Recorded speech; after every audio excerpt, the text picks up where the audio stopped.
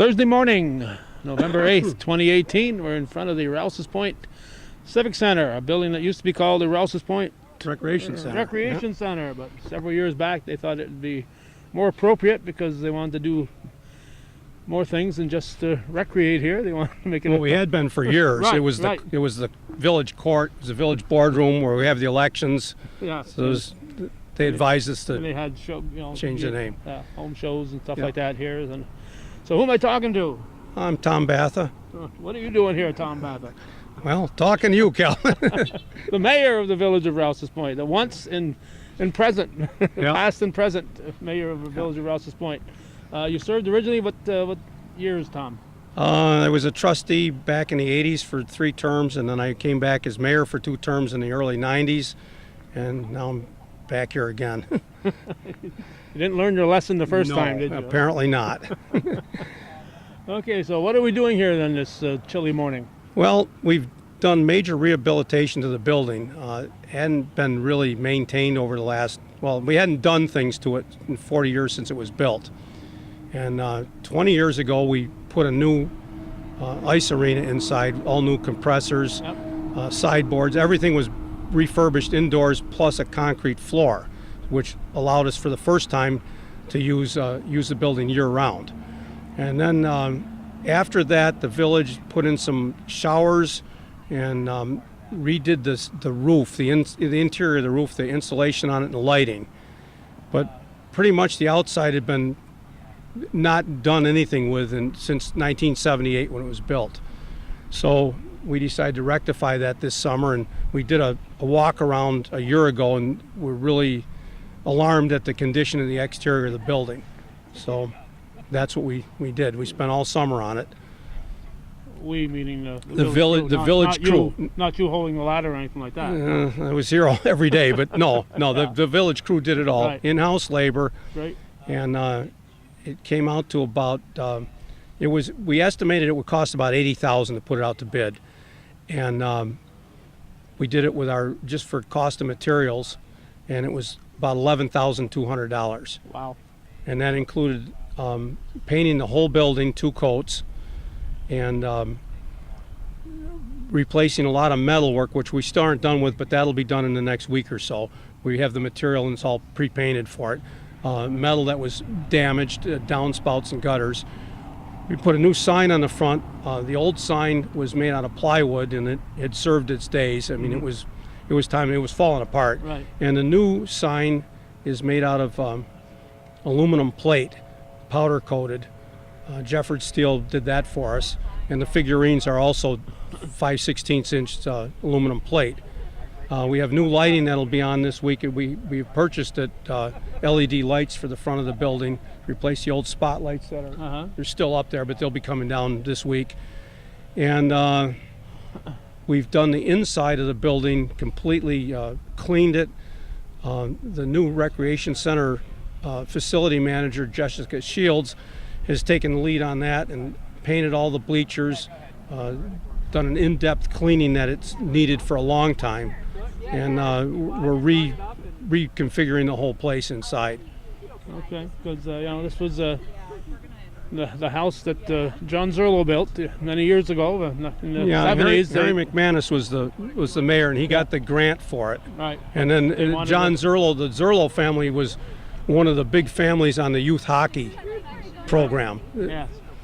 And the Spiegels, Art Spiegel, and all those guys were. They used to freeze the rinks and go out there, and people still do that, but they got the idea that maybe we could do it inside out of the wind, if nothing else. So novel idea for a community that's 20 below zero in February. Right.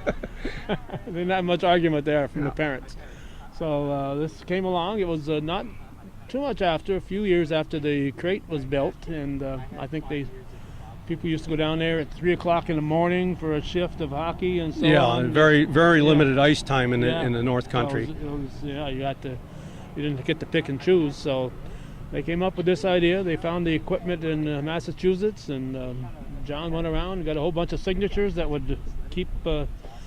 Well, the amazing thing was that they all signed notes for I believe it was $1,000 a piece, and they all got paid back. Yep. But that was the way that they didn't financed come out of their it. pocket. Nobody spent a dime. No, but they agreed if it faulted, they co-signed it, yeah, basically. If they faulted, then they'd have to pay that $1,000. And it all came out, and it was really good. The community pitching in to do something for the good of the community, and I think it's up to us to maintain this kind of facility, and I think we've brought it up to date now. Well, one of the things I noticed last year that I'd been harping on to anybody who listened to me for decades was the safety factor in the bleachers. People would stand on the top row, and about to your knee high behind them was as high as the railing went. And I'd see people up there, and I'd say, sooner or later somebody's going to go over backwards.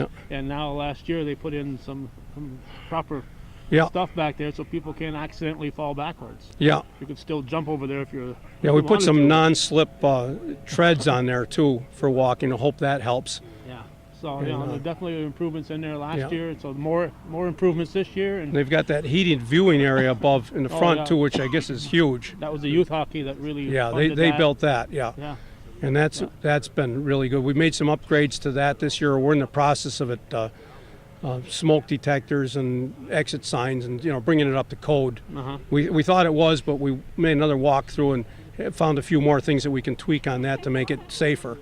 And I know there was a lot of discussion on the color scheme for the outside, but looking at it from my angle here, and I'm looking across, and I see all the green roofs in the nearby houses, so it just blends in perfectly with what's in the community. Well, it was one of these deals that happens with everybody, even in your own home. You can't agree on a color, so it just sits there and it gets argued back and forth indefinitely, and nothing happens. And they were going to paint it gray, and we canceled that because we thought it would just look like an industrial building. Right.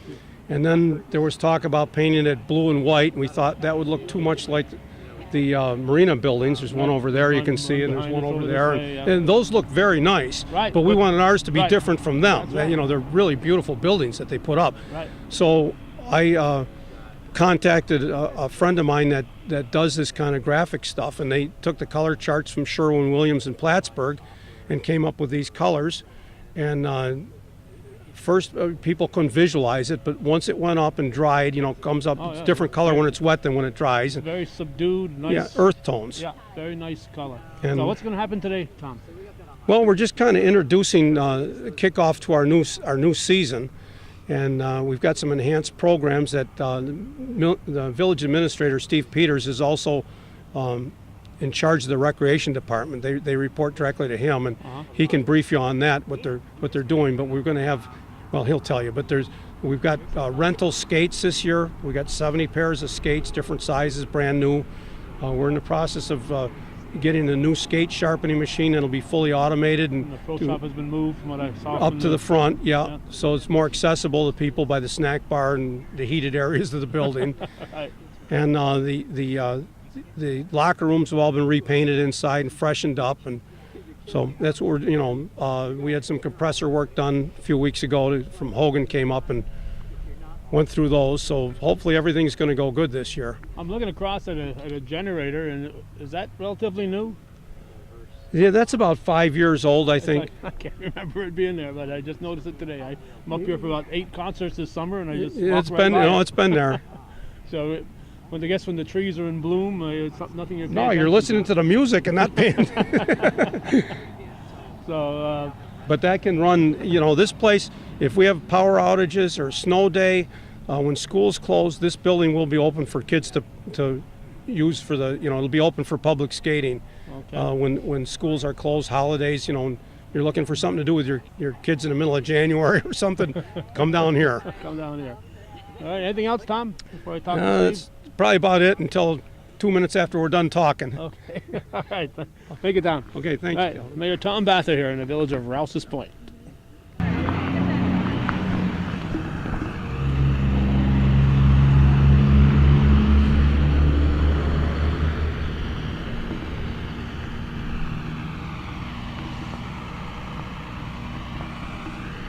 And I've been told he's going to be doing something with lights, maybe. I'm not sure if this is just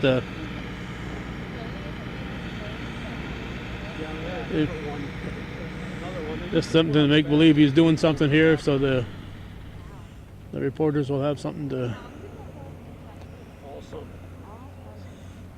report. but it was many different departments made comprise that cool floor. Like some days it was guys from the wastewater treatment plant. Some days Tom told me off camera it wasn't just the regular. You had people, the village crew from the sewer department, the water department, electric department. They all helped to paint and do this building. It looks like I'm good too. looks like he's had his photo op. Of course, Rouses Point has their own electricity, municipal electricity, so they've got the equipment like this.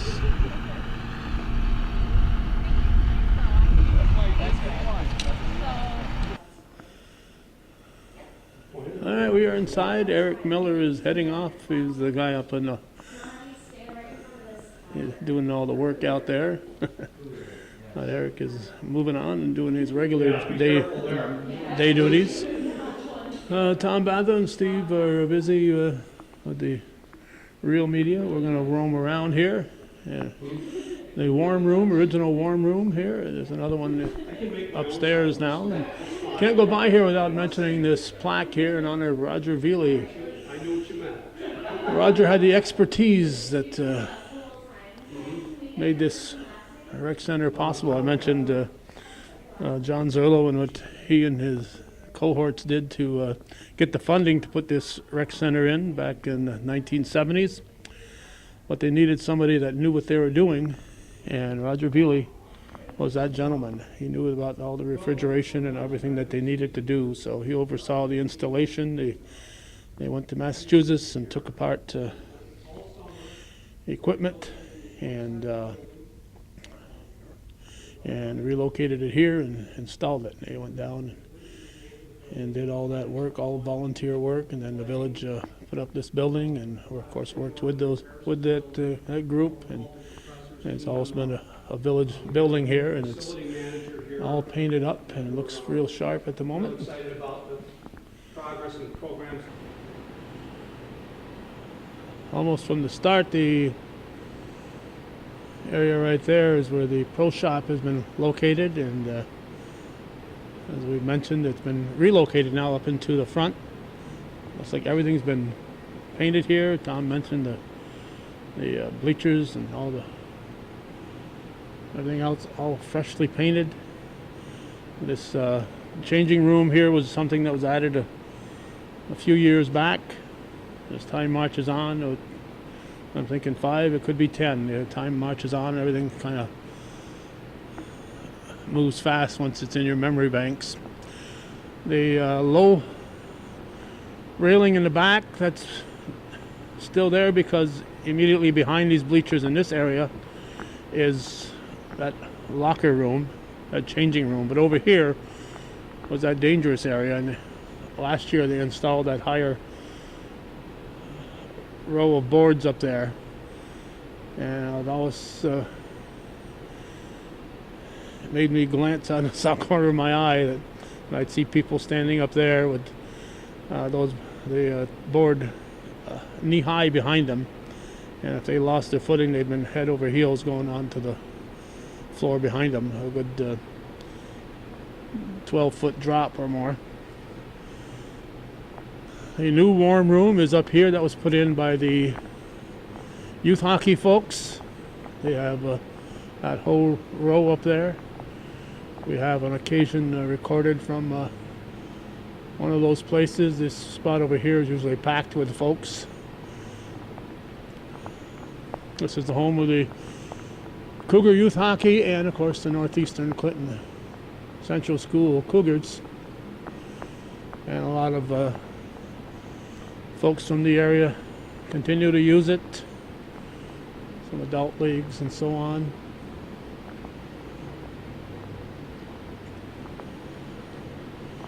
Well, it's looking very nice in here. Nice maroon, Cougar maroon colors inside. And it looks like they've gotten some more banners up here, more support banners from different organizations. Some of those look brand new. It'll be more convenient for everybody. Part of that new painting that went on is this very attractive sign here. It's a very friendly looking cougar if you met this guy out in the jungle, you would probably want to go over there and pet him. But this is the home of the Cougars. This is the inside where the food court is, and a view to a lot of people stand here and look through the windows. We got to point out here there's a plaque that's up here, and when this was begun, it was as I thought, but I didn't want to mention it at the time. But I was pretty sure, if memory served me, that the mayor was Richard Letourneau, and the trustees were Dick Collins, Arnie Beal, Cyril Manor, and Harry McManus.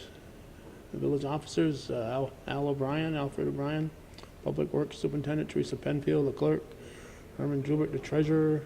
The coordinator was Roger Veely, and the Tisdale Associates, and they started this in 1976. But again, our friend and distant cousin Dick Letourneau was the mayor at the time. Trophy and cases restored and donated in memory of Arnold Beal. You just saw his name on that village board. Of course, a long time town supervisor. Another plaque here, Village of Rouses Point. Village of Rouses Point Arena Reconstruction Project, and that's when Tom Batha was mayor, Stanley Moore, Elaine Duprad, George Rivers, Richard Baker. At that point in time, the Civic Center manager was Mike O'Brien, the son of Al O'Brien. Beverly Bayshard was the village clerk. Arsene Letourneau, son of Richard Letourneau, was the treasurer. Ronald B. Stafford had a lot to do with that funding, as he did so many other projects. Contractor was Hogan, and that was constructed in 1996. Here's the concession stand that people frequent when they're here. A bunch of trophies, and then Halstead Hall in memory of Robert Halstead and Ann Halstead for their contribution and service to Rouses Point. This is the village meeting office, and where people come and vote on election day. That's whether the village meetings are twice a month. So here's what it looks like down here. I'm not quite sure where the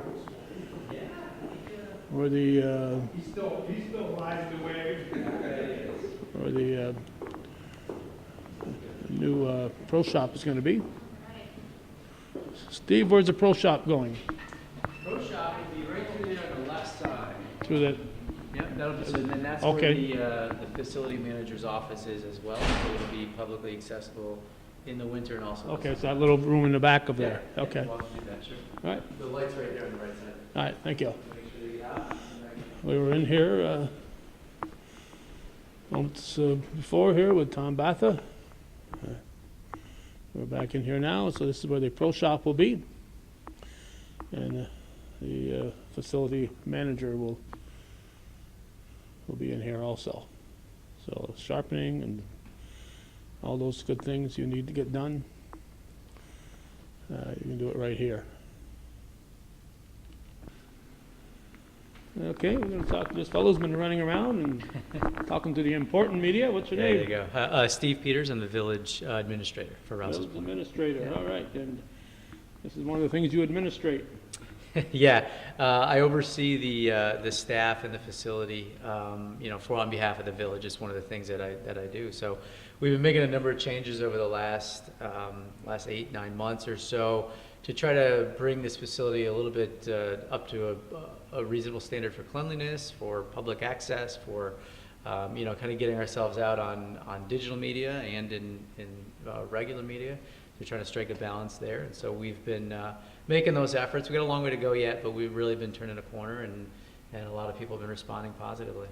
Getting away from the frozen part of the year, in October I was unable to be here because we were off to cover the honor flight in Washington, D.C., but you did have a function in here was it October 29th? No, September 29th. September 29th. Yeah, we had the most on the coast, basically a craft fair, local craft fair, which went great. We had 35 or so different vendors. We had over 350 people through the door that day to come and check it out. A lot of folks, we had signs right out front, and what was really cool is there's a number of people that, they're just driving by, saw it, and stopped, and that's exactly what we want to be able to do. So As a kind of inaugural event for us, it went really well on its own, but it also demonstrated what the potential is of this facility to be able to do a little bit more of those things throughout the year. This facility exists, the village pays for it 365 days a year, so that gives us an opportunity to try new things, to manage it a little differently.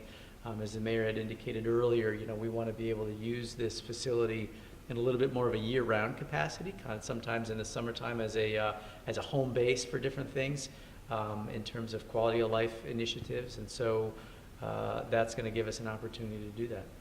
So that was, I think, just a week or so before you started to make ice, wasn't it? Yeah.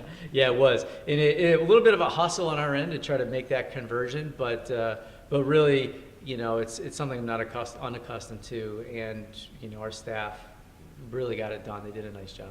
Okay, and the ice is usually gone, what, by April maybe, or when? Yeah, maybe third week in March approximately is about the time that the ice is done, and so that also gives us kind of that big window of time to try new things, have different events in here, and provide different things for the public. Yeah, so if somebody's got an idea for a venue in the off-ice season, give the village of Rouses Point a call, because you got this beautiful facility that's sitting here available, and there's no reason why it can't be utilized. Yeah, exactly right, and that's what we're here for. So, our changes right now, a lot of them are foundational, is what we call them. So it's to be able to build up that foundation so that we can make those changes and easily adapt to those different events that come in. So we're getting our communication networks up to speed, we're getting our website and our physical presence up to a certain level, and that then allows us to kind of build off of that and create new things a lot more efficiently. All right, where did you come from, Steve? I come from the city of Plattsburgh. I was the superintendent of recreation there. I've been here since almost a year now. Okay, and before that? I was at the city almost 10 years. Prior to that, I was the national program manager for the United States Bobsled and Skeleton Federation, actually, in Lake Placid. Oh, okay. Took people sledding for a living. It was great. And there's no thought of putting in a sledding or bobsled, any kind of bobsledding? No, not here. The funny thing is, I don't know how to make an ice rink. I didn't until we went through this process, but I do know ice very, very well. So it's a little bit different, but certainly not something I'm unaccustomed to. All right, and who's the lady in charge here? Jessica Shields is our recreation facility manager. She's been amazing in doing anything and everything she needs to do to get this facility going the right direction, the way we want it to go. And you can catch her anytime for doing some marketing pieces, anything from social media to reach out to different groups and organizations, to driving the Zamboni, replacing blades and cleaning. She's jack of all trades and really has been able to make it work. All right, has she let you drive the Zamboni yet? I have not had the pleasure. Not had the pleasure. I wish I did. Well, maybe you can put that on your bucket list. I might do that, exactly. All right, thank you, Steve. No problem. Thank you very much. Well, that'll wrap up our look at the brand new, from the outside and inside, Rouses Point Civic Center. And of course, this all happened because of a lot of work, a lot of people 4 decades plus ago, and it continues to be successful because of all the work that people have put in since that time and continue to do. So thanks for watching and supporting viewer-supported local television, Hometown Cable. Without viewer support, this program is not possible, and we need more of you to step up and start supporting Hometown Cable so we can continue into the future. Thanks for watching.